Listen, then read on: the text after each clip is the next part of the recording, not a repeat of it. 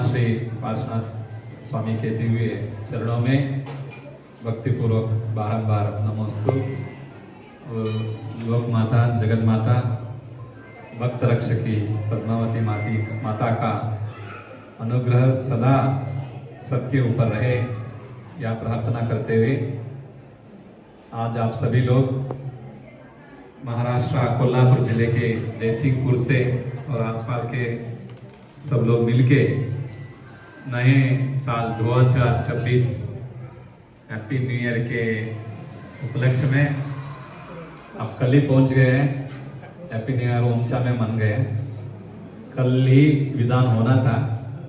यहाँ पर ज़्यादा भीड़ होता है, इतना आराम से पूजा नहीं कर पाते बोल के मैं अगले दिन शुक्रवार होने से शुक्रवार के दिन करो बोले, तो लड़के साहब ने सबको संयोजन करके इधर आपको लेके आए हैं। ये ओमचा पारसनाथ भगवान और पद्मावती माता का ये सिद्ध क्षेत्र अत्यंत प्राचीन, लगभग 1400 साल प्राचीन क्षेत्र है। सन 602 में राजा जिंदत के द्वारा जो उत्तर मदुरई से पद्मावती माता की जो प्रतिमा लाए थे, तो माता के स्वप्न में आकर दर्शन देकर उनको आदेश देने के उपरांत यहाँ पर प्रतिष्ठापना किया था। तो सन 602 में किया था। आज के हिसाब से 1400 साल प्राचीन यहाँ क्षेत्र में आप सब लोग ये पूजा भक्ति कर रहे हैं। आप सब लोग हमेशा अपने गांव नगर में अत्यंत भक्ति पूर्वक, श्रद्धा पूर्वक साधु सज्जन आते हैं, उनके सब मार्गदर्शन पे भगवान की भक्ति करते हैं, दान पूजा करते हैं, प्रभावना करते हैं। तो आप सबको श्रावक धर्म का उपदेश देने की ज़रूरत ही नहीं है। आप सब लोग वहाँ पर हमेशा अपना श्रावक की कर्तव्य निभाते आए हैं। हमारे यहाँ पर जो पारसनाथ तीर्थंकर भगवान के चरित्र है, उस चरित्र के कारण से ही हम सब लोग यहाँ पर पद्मावती माता का भी जानते हैं।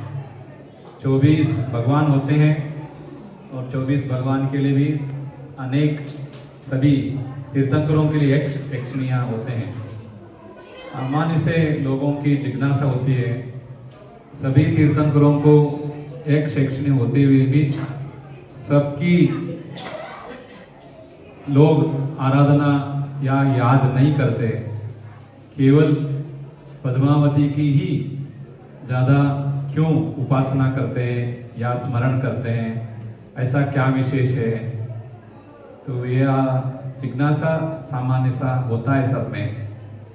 आप सबको पारसनाथ तीर्थंकर भगवान की चरित्र उनका पूरा कथा सबको याद है। जब पार्श्वनाथ तीर्थंकर के 10वें पहला भाव में से लेकर 10वें भाव तक भी उन्होंने जीवन को कैसे व्यतीत किया, ये सब हम लोग जानते हैं।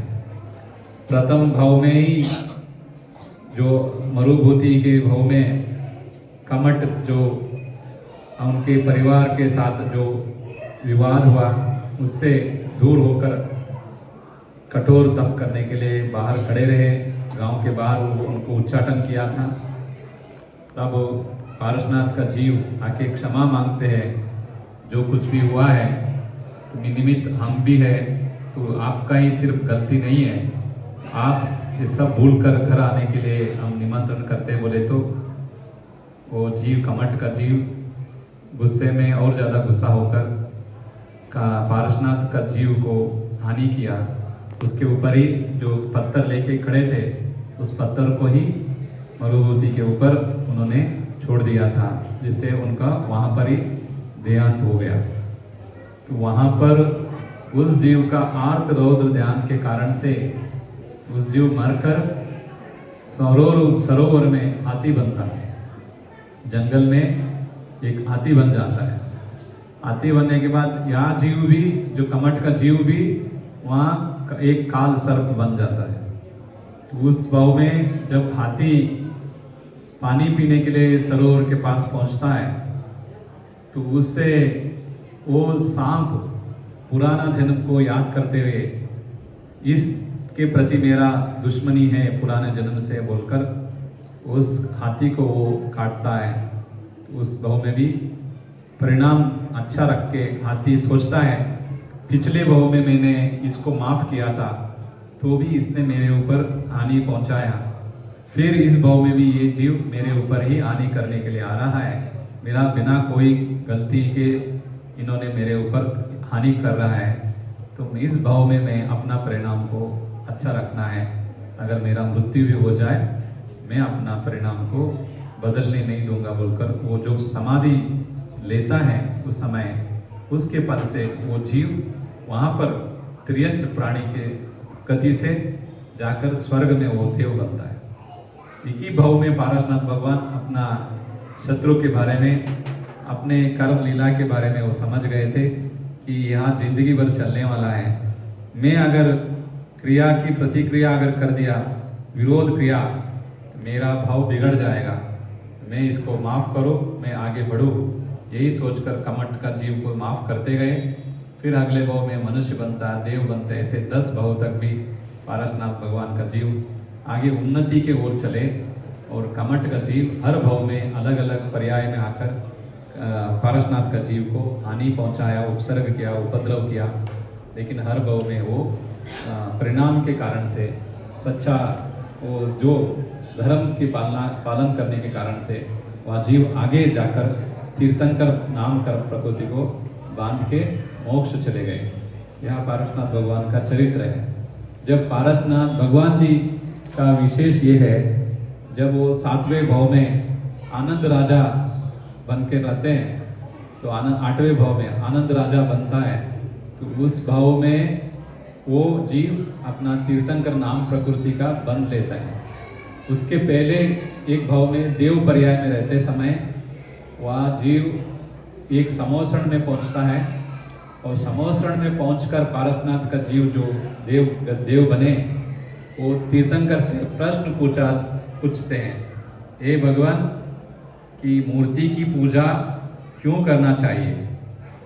तब तीर्थंकर भगवान का आदेश होता है मूर्ति की पूजा करने से सम्यक्त का लाभ होता है और देव दर्शन से हमारे अनेकों कर्मों का नष्ट होता है। इस कारण से हम लोग सम्यक्त का निमित्त से भी और अपना कर्म निर्जरा के लिए भी कोई भी जिन विभु का दर्शन करना चाहिए, ऐसा आदेश उनको समोसरण में मिला रहता है। तो अगले भाव में जब वो राजा आनंद बनता है तब उसको मन में भावना बनती है कि मुझे सूर्य विमान में जो भगवान होते हैं उनकी पूजा करनी है, लेकिन उनको पता था सूर्य विमान में जाकर हम तो पूजा नहीं कर पाएंगे क्योंकि वहाँ तो चमकते हुए उतने रोशनी में हम मनुष्य जा नहीं पाते। तो उनकी भावना बन के फिर वो सोचते हैं कि मैं अपना मनुष्य लोक में एक सूर्य विमान बना लूँगा। तो वो सूर्य विमान जैसा एक मंदिर बनाता है और वहाँ रत्न प्रतिमाओं की प्रतिष्ठा कराते हैं और वो करा कर केवल अकेला नहीं, अपने साथ साथ गांव के पूरे लोगों को बिठाकर 8 दिन तक सिद्ध चक्र भगवान की आराधना करते, अष्टानिक पर्व में विधान करते भगवान क्या। तो उस समय उनकी भावना जो अरहत भक्ति भावना जागती है, खुद के साथ साथ सबको जगा के जो अरहत भक्ति भावना करते हैं, उसी भाव के कारण से उनका अगले तीसरे भाव में वो तीर्थंकर नाम प्रकृति बनकर तीर्थंकर बनते हैं। और उसके बाद जब पारसनाथ भगवान के भाव में आते हैं तब आप सबको पता है जब नागिनी जलते हुए लकड़ी के अंदर दिखा तो ऋषि को मनाने के बाद भी, समझाने के बाद भी वो समझे नहीं।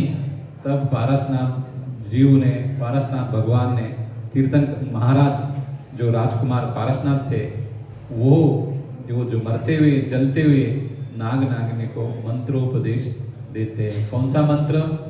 नमोकार मंत्र का उपदेश देते हैं।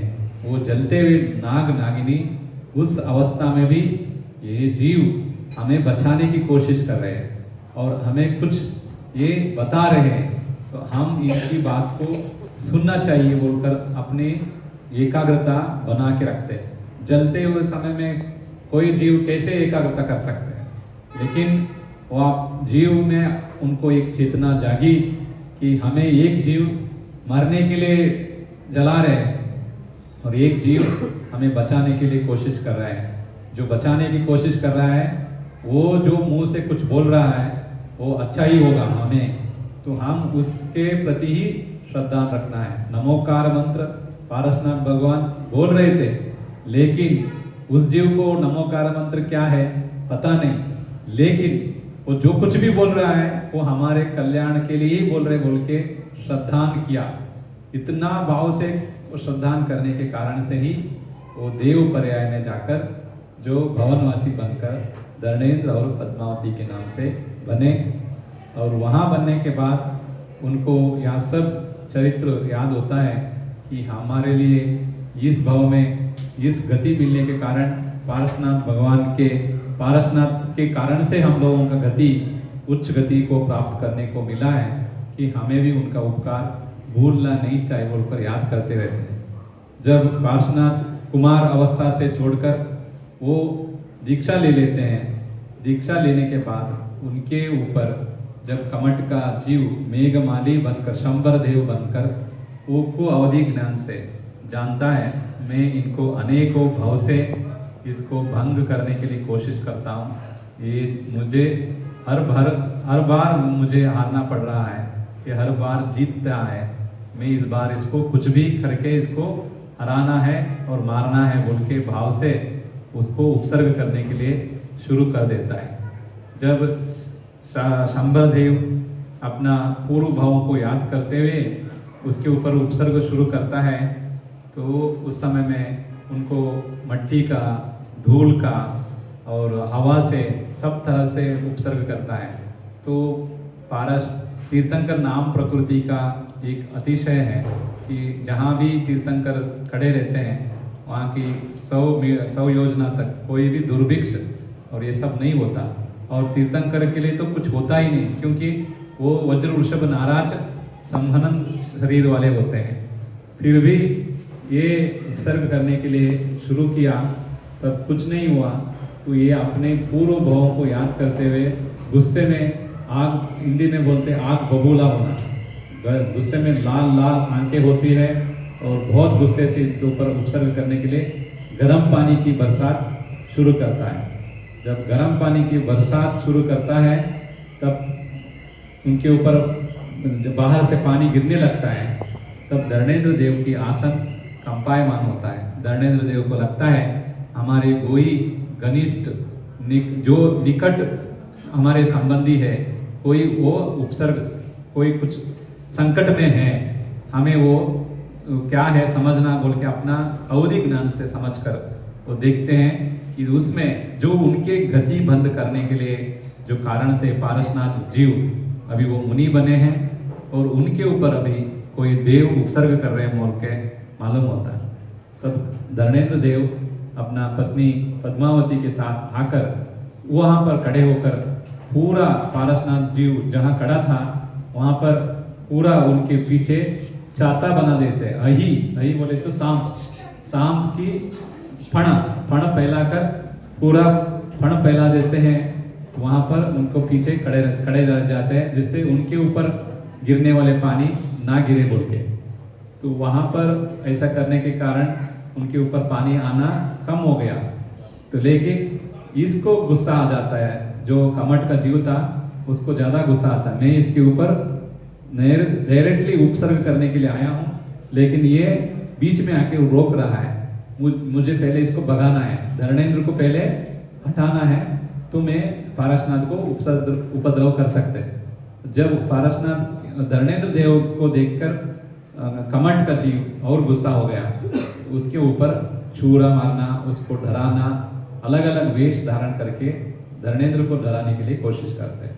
आप सब लोग एक पाठ सुना है कि धर्मेंद्र देव जब पारसनाथ के जीव उपसर्ग होते हुए आए उसको दूर करने के लिए, तो पारसनाथ भगवान के उपसर्ग दूर किए और उसके बाद पारसनाथ भगवान अरिहंत बने, इतना ही सुने। लेकिन हमारे होमचा में 2 एविडेंस है, एक इतना पार्ट जो पारसनाथ भगवान के उपसर्ग हो रहा था तो धरणेंद्र पद्मावती आए उपसर्ग दूर करने के लिए। यहाँ पर पारसनाथ भगवान के लेफ्ट साइड में खड्गासन प्रतिमा है, उसमें पूरा दिखाया है। वो नीचे से जमीन उठाया है, चाहे नीचे से पानी पाँव में ना लगे, तो नीचे से देव लोगों ने उनको उठाया और धरणेंद्र ने पण फैलाया। जब धरणेंद्र पण फैलाया तो कमट जीव पहले इसको भगाने के लिए कोशिश किया, तो दूसरी पार्ट राइट लेफ्ट साइड में वहाँ पर और एक प्रतिमा है, उसमें सेम प्रतिमा में लेकिन चेंजेस है कि धरणेंद्र मतलब फण जो है धरणेंद्र सांप के फण जो उसमें दिखाया, धरणेंद्र के ऊपर छुरा मारना, उसको डराने की कोशिश उसमें दिखाया गया है कि जब धरणेंद्र देव के ऊपर उनको गुस्सा आता है और धरणेंद्र को मारने की कोशिश करता है, तब पद्मावती को और ज्यादा गुस्सा आता है कि ये धरणेंद्र को भगाने के लिए कोशिश कर रहा है। धरणेंद्र देव अभी फण फैला के पारसनाथ के पीछे खड़े हैं, लेकिन इनको ज्यादा तकलीफ देने लगे तो धरणेंद्र देव गुस्सा होकर भटक गए, तो लेकिन उसके ऊपर पारसनाथ के ऊपर उपसर्ग हो जाएगा, क्योंकि वैकृत शरीर कमट के पास भी था, वो भी कमट देव था, तो वैकृत शरीर 1000 शरीर धारण कर सकता है और कमट भी देव, धरणेंद्र भी देव है। अगर वो गुस्सा होके कमट को हराने के लिए वो भी वेश धारण करके उसको भगाने के लिए गए, तो वो कोई एक वेश में आकर पारसनाथ के ऊपर और उपसर्ग कर सकते हैं, तो धरणेंद्र को गुस्सा ना आए, धरणेंद्र देव ज्यादा देर तक वहां डटे रहे, तो मैं इनके ऊपर आने वाले उपसर्ग और जो उनके उपद्रव कर रहे हैं इसको सब दूर करूंगी बोल के पद्मावती देवी छाता पकड़ के पीछे खड़े हो जाते धरणेंद्र के ऊपर और पारसनाथ के पीछे, जिससे धरणेंद्र के ऊपर पत्थर ना गिरे, पानी ना गिरे, और धरणेंद्र देव डटे रहे, धरणेंद्र देव भी रक्षा करते रहे, मैं भी दोनों, मतलब पद्मावती एक साथ दो काम किए कि धरणेंद्र देव भगवान की रक्षा करने के लिए खड़े रहे, लेकिन पद्मावती सोचे कि मैं सिर्फ पारसनाथ का सोचते रहे तो धरणेंद्र भाग गए तो फिर और दिक्कत हो जाएगी, इसलिए पति का भी रक्षा करना है मेरा कर्तव्य है, और पति के कारण से देव का भी रक्षा करना है, पति और देव दोनों की रक्षा करना मेरा कर्तव्य समझकर पद्मावती देवी छाता पकड़ती है, और वहां पर पद्मावती देवी भयंकर रूप को धारण करती है। छाता पकड़ के वो अपने अवतार क्या बोलते हैं अलग अवतार धारण करती है, तो एक हाथ में मतलब उसको कमट को डराने के लिए एक हाथ में पेड़, एक हाथ में खड्ग, एक हाथ में आयुध, अलग अलग। अभी जो 24 हाथ की पूजा की है ना भुजाएं, वो 24 भुजाएं अतिशय की नहीं है, 24 भुजाएं जब कमट की उपसर्ग दूर करने के समय में पद्मावती ने जो देव रूप धारण की उस समय की अवस्था है, जो नाना तरह की आयुधों को धारण करके कमट को डराया, देखो तुम मेरे भगवान को कुछ करने आगे आए मैं तुमको नहीं छोड़ूंगी बोल के इतने सारे रूप धारण की, मुंह से बोलती रही और शरीर में एकदम आकार को धारण किए, तो उसको कहते हैं जो भयंकर रूप को धारण करने वाले, उसको देखने के तो लोग डरते थे। ऐसा अवतार देवी को अगर उस समय की अवस्था देखे तो लोगों में डर लगता था कि देवी ऐसे उग्र रूप को धारण क्यों किया है, तो इसलिए बोलते हैं उसको उग्र रूप के धारण के समय का जो भयंकर रूप को धारण किए थे और भयंकर आवाज कर रहे थे, तुम मेरे भगवान को कुछ मत करो, मेरे भगवान को कुछ मत करो, तो जोर जोर से आवाज करना और जोर जोर से उनको डराने की जब कोशिश की, उस अवतार का नाम ही भैरव पद्मावती। भय संस्कृत में भैरव बोले तो भयंकर रूप को धारण करने वाली, भयंकर रूप को धारण करने वाली भैरव पद्मावती, तो उनकी अवस्था को ही हम लोग आज इधर पूजा की, जो कमट को दूर करके पारसनाथ भगवान के उपसर्ग को दूर की, ऐसे पद्मावती। तो उनका युक्ति था कि एक पति का भी रक्षा और भगवान का भी रक्षा करना, एक साथ दोनों काम किया। ये तो लेडीज ही करते हैं, घर में भी करते हैं, एक हाथ से इधर करते हैं, एक हाथ से करते हैं, मुंह से भी कुछ करते रहते हैं, तो नॉन स्टॉप। तो लेडीज ही ज्यादा काम कर सकते हैं, जेंट्स तो एक समय में एक ही काम करेंगे, लेकिन तो लेडीज तो इधर भी काम करेंगे, इधर भी करेंगे, मुंह से भी कुछ बोलेंगे, दिमाग में और सोचते रहेंगे। तो पद्मावती इतना एक साथ काम किया, तो प्रशंसा इसलिए दुनिया में होता है उनका कि एक साथ उन्होंने अपने पति की भी रक्षा की और देव का भी रक्षा की युक्ति से। उसको मालूम था मैं अगर शक्ति का प्रयोग करेंगे कि उसके पास भी शक्ति है, कमट के पास भी शक्ति, वो भी देव है, तो वो भी अपना अलग शक्ति धारण करके उपसर्ग दूर और ज्यादा कर सकते थे। इसलिए युक्ति चलाई जिससे कि वो थक जाए, वो खुद ही कर करके, तो इसलिए पद्मावती ने छाता पकड़ ली, तो गिरा दो बारिश, कितना भी गिरा दो, हम भगवान के पीछे हैं। तो इस अवस्था को पद्मावती ने जो उपसर्ग दूर करने में कोशिश की, इस कारण से सारे संसार में पद्मावती और धर्मेंद्र का ज्यादा नाम हुआ। जब ये हो गया तो होते होते उनको 48 मिनट के अंदर पारसनाथ जी को अरिहंत पद मिल गया, केवल ज्ञान प्राप्त हो गया, तो वो समोसरण में विराजमान हो गए। तो ये बोलने वाले दो क्षेत्र बोलते हैं, लेकिन एक तो है क्षेत्र जो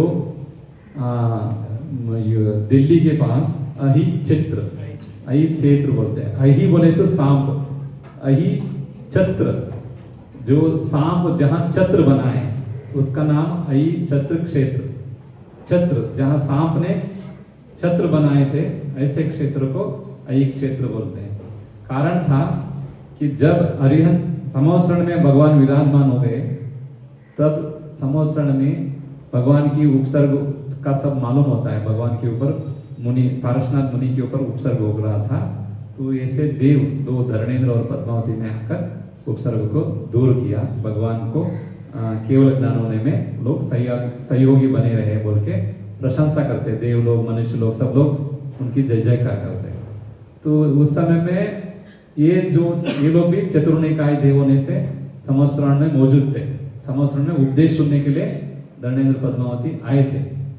जब उनको लगा हम समोसरण में आए हैं, भगवान को उपदेश सुनने के लिए आए हैं, लेकिन समोसरण में हमारी प्रशंसा हो रही है, हमारी प्रशंसा हो रही है कि धर्मेंद्र पद्मावती ने भगवान की उपसर्ग दूर किया, ये सब तो भगवान के कारण से हुआ है, उन्होंने हमें जन्म दिया, तो उनके कारण से हमारा जन्म सार्थक हुआ है। अगर उन्होंने मंत्र उपदेश नहीं देता तो हम लोग देव नहीं बनते, तो देव नहीं बनते तो हम उनके उपसर्ग दूर करने में हमारे पास ताकत नहीं होते। ये सब कुछ जो भी है भगवान का है बोल के वो लोग खुशी से वो लोग फिर वहां पर पण फैला देते हैं, पारसनाथ के पीछे पण फैला देते हैं।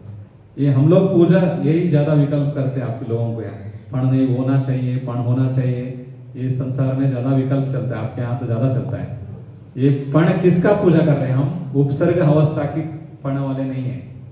उपसर्ग के समय में जो हुआ था ना, उसका प्रकरण समझकर हम पारसनाथ भगवान का पूजा नहीं करते। वो ये पण जो फैला है, ये तो समोसरण में भी धर्मेंद्र पद्मावती ने पण फैला है। अरिहंत भगवान के ऊपर पण फैला। हम तो अरिहंत भगवान को पूजा करते हैं ना, हम तो मुनि अवस्था की पूजा नहीं कर रहे, अरिहंत भगवान की पूजा कर रहे हैं। तो अरिहंत अवस्था में भी धर्मेंद्र पद्मावती ने समोसरण में उनके ऊपर पण फैला देते, इसलिए अही बोले तो सांप जहां छत्र बना है, जैसे सांप ने छत्र बना के रहे, खड़े रहे, उसको अही छत्र या अही क्षेत्र बोलते हैं। तो उस कारण से धर्मेंद्र और पद्मावती खुशी से उनको छत्र बनाते हैं और पारसनाथ भगवान के सेवा में रहते हैं। तो फिर वो सौधर्मेंद्र आदेश देकर उन्हीं को प्रभु की उन्होंने उपसर्ग दूर किया है, तो उन्हीं लोगों का लाभ में रहे बोल के यक्ष और यक्षिणी पद में भी उनको बिठाते हैं। इस कारण से वो लोग जो अनादिकाल से धर्मेंद्र और पद्मावती का जो पद है, ये उस समय का पद नहीं है।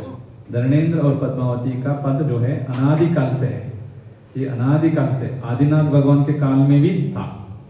जीव बदलते, पद वही रहते। धर्मेंद्र और पद्मावती उनका नाम नहीं है, पद का नाम है।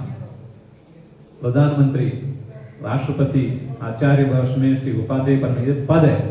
वहां पर कोई भी उसका भव्य जो श्रेष्ठ है वहां पर आके बैठते हैं, तो उनका योग्यता और पात्रता के हिसाब से आते हैं। सब लोग उस पद में नहीं आते, जो योग्यता है वही होता है। प्रधानमंत्री जो चुन के आते हैं वही प्रधानमंत्री बनते हैं, राष्ट्रपति वही बनते हैं। ऐसे यक्ष और यक्षिणी एक पद है, और धर्मेंद्र और पद्मावती ये भी पद है। जब आदिनाथ भगवान जी ने सबको साम्राज्य बांट कर चले जाते थे, कहाँ दीक्षा लेके तपस्या करने निकल जाते हैं, और वो फिर अरिहंत बन जाते हैं, समोसरण में विराजमान होते हैं। समोसरण विराजमान होने के बाद दो देव लोग, विद्याधर लोग आके झगड़ा करने के लिए आते समोसरण में। आप बोलते हैं ना समोसरण में कुछ नहीं होता, वहाँ पर समोसन में झगड़ा करने के लिए आते हैं। तो फिर वहाँ पर ये लोग जोर जोर से बोलते रहते हैं। तब वो लोग बोलते हैं मेरे लिए हम लोगों को धोखा किया, आप हमारे रिश्तेदार थे, आदिनाथ भगवान के पूर्व पर्याय और इसमें गृहस्थ अवस्था में संबंधी थे। तो बोले आप सबको साम्राज्य बांट के गए, हम लोगों को नहीं दिया, धोखा किया है, अपने अपने बच्चों को दिया, अपने परिवारजनों को सबको साम्राज्य दिया, हमें नहीं दिया बोल के वो गुस्से में बोलते रहते। फिर धरणेन्द्र देव आके वहां पर उनसे पूछते तुम लोगों का समस्या क्या है।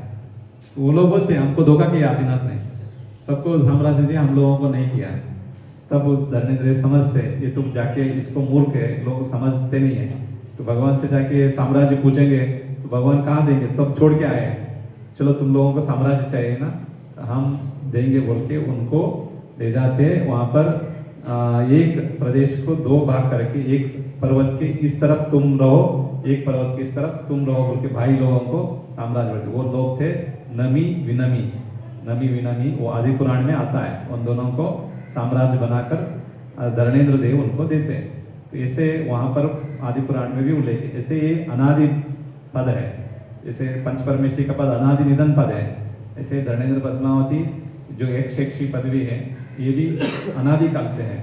बहुत से लोगों का शंका होती है वर्तमान काल का तो एक शैक्षणिक का नाम है, अगर ये शाश्वत होते, मतलब ये व्यवस्था अगर आगम है तो भूतकाल के भी एक शैक्षणिक का नाम होना चाहिए था, भविष्य में होने वाले तो उसका भी नाम आना चाहिए था। तो यही पर है कि जो तीर्थंकर नाम प्रकृति को बन के जैसा तीर्थंकर बनते हैं तो उनके जैसा ही और जो भविष्य में तीर्थंकर बनने वाले हैं, ऐसे ही जो पिछले जन्म में भी जो तीर्थंकर बने थे उनका एक शैक्षणिक भी जो थे यही लोग हैं, नाम यही है, व्यक्ति बदल लेंगे, व्यक्ति यही लोग रहेंगे, व्यक्ति दूसरे रहेंगे, क्योंकि देवों का आयु ज़्यादा से ज़्यादा 33 सागरों सौधर्मेंद्र का है, उससे कम बाकी देवों को होता है। देवियों का ज़्यादा से ज़्यादा पल्ले 10,000 से ज़्यादा समझ लीजिए, तो इतना ही होता है। तो वो व्यक्ति बदलते रहते। जैसा हम एक एग्जाम्पल, जब आदिनाथ भगवान जी को समय में जो चक्रेश्वरी देवी थी उसमें जो भगवान की समोसन में सेवा की है वो चक्रेश्वरी अभी है क्या, शायद नहीं है। जो उनकी सेवा की वो नहीं होगी, लेकिन उस पद पे दूसरी देवी अभी मौजूद है कि वो आदिनाथ प्रभु की सेवा करने के लिए, उनके शासन की रक्षा करने के लिए दूसरी देवी हो सकती है।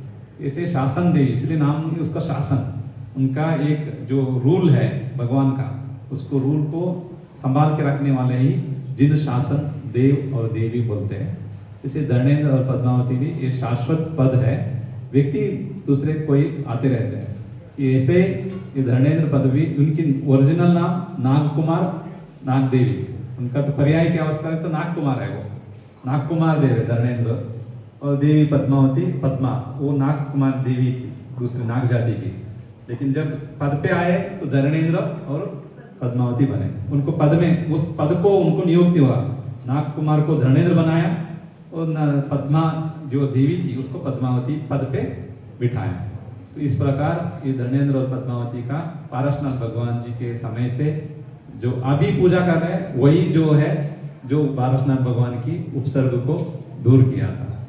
जो 2500 साल हो गया होगा, 28 साल जब पारसनाथ भगवान के उपसर्ग हुआ था ना, तब जो धरणेन्द्र पद्मावती के उपसर्ग दूर किए वही धरणेन्द्र पद्मावती अभी भी है। इतना ही है क्योंकि देवों का आयु बहुत होते हैं, तो इसलिए ज्यादा लोगों को विकल्प होते हैं।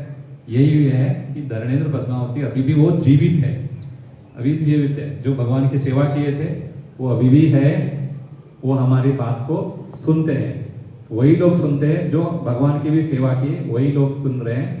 और इसी कारण से धरणेन्द्र पद्मावती का नाम, एक तो भगवान के प्रति उनका उपकार भावना ज़्यादा जागृत रहे, और पद्मावती ने धरणेन्द्र और भगवान दोनों की रक्षा करते समय एक साथ में किया, तो वो युक्ति के लिए भी लोग उनकी उपकार को याद करते हुए समाज में ज़्यादा उनकी मान्यता है। तो बाकी क्यों नहीं, बाकी के किसी जीवन में उपसर्ग नहीं हुआ है, बाकी तीर्थंकरों के जीवन में उपसर्ग नहीं हुआ है, बाकी सब लोग समोसन में सेवा किए, लेकिन किसी को इतना तकलीफ नहीं हुआ तीर्थंकरों को जितना पारसनाथ को हुआ। तो 10 भाव से भी उनको तकलीफ ही हुआ, और उसके बाद उनका ये घटना घटी तो भी उनके जीवन अभी तक चलते आया है। इस कारण से हमारे लोग धर्मेंद्र और पद्मावती को याद करने के कारण उपकार के प्रति हमारा भाव उपकार ही होना चाहिए। हम किसी का भी बुरा नहीं चाहना चाहिए, किसी को भी अपकार नहीं करना चाहिए। अगर हमने उपकार लिया, बदले में अगर उपकार नहीं भी किया, लेकिन उनके साथ हम धोखा नहीं करना चाहिए। यही धर्मेंद्र और पद्मावती का जीवन का संदेश है। हम सबको भी पारसनाथ भगवान के चरित्र को याद रखना है। समता और क्षमता यावत सदा हमारे अंदर रखना है और उपकार की भावना, जीव दया की भावना रखना है। हमारे अंदर भगवान से यही प्रार्थना होना चाहिए कि कभी भी हमारे किसी से भी संसार में कितना भी दुख हो, कितना भी कष्ट आए, हम उस कष्ट को सहन करके जीतने का शक्ति भगवान के आशीर्वाद से मिले। लेकिन ऐसा ना हो कोई भी हमारा उपसर्ग को दूर करने के लिए कोई हमारे बंधु भगिनी कोई आएंगे, ये नहीं सोचना है कि हमारा प्रभु की भक्ति आराधना, ये हमारे जो भी संकट आएगा वो दूर हो करने में शक्ति मिलेगा। यही मंगल भावना है। आप लोग यहाँ पर आकर पारसनाथ भगवान के चरणों में आकर पूजा किए। आप सबको पारसनाथ भगवान का आशीर्वाद और धर्मेंद्र पद्मावती का भी अनुग्रह सदा रहते हैं। आप सब लोग ज़्यादा हमारे जयसिंहपुर में लड़के साहब के वहाँ पर खेती में हम 7-8 साल पहले आके 2017 में 17-16 में शायद, हाँ 17 में वहाँ पर आके माता जी की चरण पादुका की स्थापना की थी। अब 8 साल हो गया। अभी वहाँ पर 8-9 साल से पूजा होती है रोज, विशेष पालकी सब कुछ कार्यक्रम करते हैं पद्मावती माता का। अभी उनका भावना बनी है कि वहाँ पर पद्मावती माता का मंदिर बनाना है। तो वहाँ पर पारसनाथ भगवान और पद्मावती माता का मंदिर बनाने की उन्होंने संकल्प किया है। तो जल्द से जल्द वो पद्मावती माता का मंदिर वहाँ पर इच्छत जयसिंहपुर में बनेगा। तो हम सब लोग उसमें दर्शन करने, पूजन करने सब लोग वहाँ पर एकत्रित होंगे। ये कभी भी हो सकता है, जल्दी अगले महीनों में इसका कार्यक्रम करने की भावना है। तो उन्होंने 2-3 महीने पहले ही आके इसका संकल्प किया था कि हम लोग मंदिर बनाना है और उसके पहले इधर आप सबको लेके दर्शन कराएंगे और विधान करना है बोल के। तो आज वो दिन आया है कि आप सब लोग आके नए साल में आकर यहाँ पर पद्मावती माता का विधान किया है, पारसनाथ भगवान के दर्शन किया है और नया साल यहाँ से ही शुरुआत किया है। आप सब लोगों का जिंदगी में भी हर रोज भगवान की भक्ति और अपना उनके भक्ति के कारण से सबको जीतने का शक्ति मिलते रहे। और पंडित जी, अपने ऋषभ जी मालगांव वाले और पारिस जी और उनके भाई सब लोग इधर आप लोगों को प्रेरणा देते रहते हर साल। अभी भी उनका अरब में भी मेला हुआ, रथ यात्रा करके आए हैं पारिस जी, असूल, हाँ वहाँ पर। तो आप सब लोग भी ओमचा आने वाले सब चेहरा सब हमको याद है। ओमचा में श्रावण का अटेंडेंस वाले यहाँ पर ज़्यादा है। हर सावन में पद्मावती माता के पास आने वाले आप सब लोग हैं कि आप सब लोग ऐसे ही प्रभु की भक्ति करते रहे और हमें कभी भी देव शास्त्र गुरु की विनय करना चाहिए, अभिनय असाधना कभी नहीं करना चाहिए। बहुत से विचार है, फिर आए ऐसे संक्षिप्त में बोलेंगे कि बहुत जगह पर ऐसा होता है, आजकल निंदा करते हैं ज़्यादा, तो हम लोग उसकी कभी तरफ ध्यान नहीं देना चाहिए कि वो हम, क्योंकि ये आगम की व्यवस्था है, कौन क्या पंचपरमेष्टि का स्थान क्या है और बाकी 63 श्लोक पुरुषों का स्थान क्या है और एक शैक्षणिक का स्थान क्या है, श्रावक का स्थान क्या है, देवों का स्थान क्या है, सबकी हमारे आगम में लिखा गया है कि दिखाया गया है और लिखा गया है कि समोत्सरण में जो व्यवस्था होती है उस व्यवस्था को ही मान्यता होती है। समोत्सरण में गंधकुटी में भगवान होते हैं और गंधकुटी के अगल बगल में एक शैक्षणी होते हैं, अष्टमंगल होते हैं, अष्ट प्रात्यार्य होते हैं और 12 सभाएं होते हैं। उसमें चतुर्निकाय देव होते हैं, मनुष्य होते हैं, मनुष्य में स्त्री होते हैं और स्त्री में भी मुनि होते हैं और उस स्त्री में मारिका माता जी लोग होते हैं, चतुस्संग होते हैं और प्राणी त्रियंच प्राणी होते हैं। उसमें क्रूर प्राणी शेर हाथी दोनों सब मिलके एक जगह रहते हैं। ऐसे सब व्यवस्था समवसरण में होते हैं। ये इसको कहते हैं जिन शासन। जिनेंद्र भगवान के शासन में सब समान है। समवसरण, समवसरण क्या है? सम है। और सब सम के मतलब मनुष्य भी वहां पर एक जगह बेटा है, देव भी बेटे हैं और त्रियंचित प्राण भी बेटे हैं। और वहां पर कोई उच्च नीच का भाव नहीं, वहां कोई श्रेष्ठता की भावना नहीं। हम सब एक है भगवान के सामने, हम सब एक है, हम सम है। हम सब लोग भगवान के सब सम है, क्योंकि सम मतलब समोसन में जो जीव पहुंचते हैं वो सभी जीव भव्य होते हैं। वो आज ना कल सभी मोक्ष जाने पात्रता रखते हैं, क्योंकि समोसन में सिर्फ भव्य जीव ही जाते हैं, अभव्य जीव समोसन तक नहीं जाते। इसलिए सब जीव समान है, वो दिखाने का स्थान जो है उसको समवसरण, जहाँ वस मतलब वहाँ रहने की, जहाँ समान रूप से वसन मतलब बैठने का या रहने का व्यवस्था होती है, उसको ही समवसरण कहते हैं। इसलिए वहाँ सब जीव समान है, तो उनकी उनकी योग्यता पात्रता के हिसाब से वो लोग मोक्ष जाते हैं। इसलिए आगम में सब है, यथा योग्य सम्मान करना हमारा व्यवहार धर्म होता है। अरिहंत भगवान का पूजा कैसे करना चाहिए? अष्टद्रव्य पूजा करना चाहिए, और बाकी पंच परमेश्वरी साधु की पूजा करना चाहिए, और बाद में देवी देवताओं का पूजा करना चाहिए। कैसे करना चाहिए वो उसका अलग विधि है। माता पिता का पूजा करना चाहिए। माता पिता का वो पूजा करेंगे बोल के उनके ऊपर सर पे पानी नहीं डालते हैं, उनको तो विनय करते हैं, और उनके ज़्यादा से ज़्यादा उनको पाँव पड़ते हैं, ज़्यादा से ज़्यादा उनको सम्मान में वस्त्र दान वगैरह अलंकार करके उनको हार इत्यादि देकर उनका पूजा करते हैं। हम भाव श्रेष्ठता और विनय भाव से उनकी देखते हैं। यही है, शब्द एक ही है लेकिन भाव अलग अलग होते हैं। इस कारण से ही ज्यादा विवाद होता है कि हम देवी की पूजा करते बोलते ही छिड़ जाते हैं। पूजा बोले तो भगवान का होता है, देवी का नहीं। भगवान का पूजा बोले तो शब्द एक ही है। भगवान का पूजा अष्टद्रव्य से करते हैं, भगवान का पूजा अभिषेक करके करते हैं। तो माता पिता का पूजा करते बोले तो आप वो नहीं समझना, भाव हमारे अंदर व्यवहारता इतना तो है। व्यवहार लोगों को सबको है, फर्स्ट भगवान है, नेक्स्ट दूसरे हैं। क्या भगवान के सामने हम कुछ वो बोलते नहीं है। भगवान के साथ तो हम मोक्ष चाहिए बोलते हैं, मोक्ष आपके जैसा मोक्ष चाहिए। और देवी के सामने जाते हैं तो हम घर चाहिए बोलते हैं, कि वो ये व्यवहार सबको पता है। जहाँ जहाँ जो पूछना है वहीं पूछना चाहिए, वहीं बोलना चाहिए।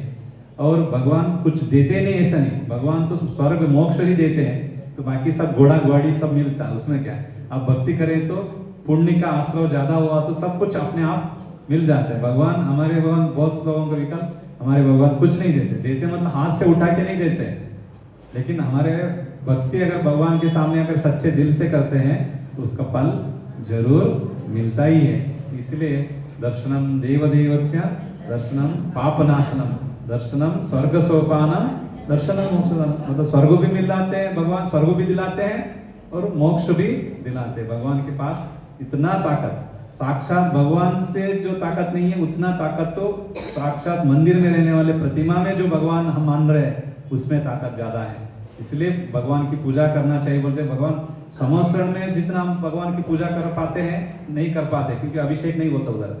लेकिन जितना हमारे भगवान के हम रोज अभिषेक अष्टद्रव्य से पूजा करते हैं, इससे ज्यादा हमारा कर्म निर्जरा और मोक्ष प्राप्ति होती है। इसलिए रोज एक बार मंदिर दर्शन करना, रोज भगवान की अष्टद्रव्य से पूजा करना, ये सब हमको नियम इसलिए बताएं कि यही हमारे लिए मोक्ष का कारण है। तो हम लोग लौकिक में होते हुए भी यथा योग्य सम्मान करना, व्यवहार धर्म निभाना श्रावक का कर्तव्य होता है। ऐसे ही करते रहिए और जल्दी जल्दी वहाँ पर जयसिंहपुर में पद्मावती माता का मंदिर जल्दी बने, यही मंगल कामना नया साल में माता के सामने करते हैं। आप सबको भी भगवान का आशीर्वाद और माता का भी अनुग्रह सदा मिलते रहे, और बार बार होमचा में ऐसे साल में एक बार आने का मौका मिले, विधान करने का अवसर मिलता रहे। आप भी आके विधान करें, हम भी का विधान करते, उसमें भी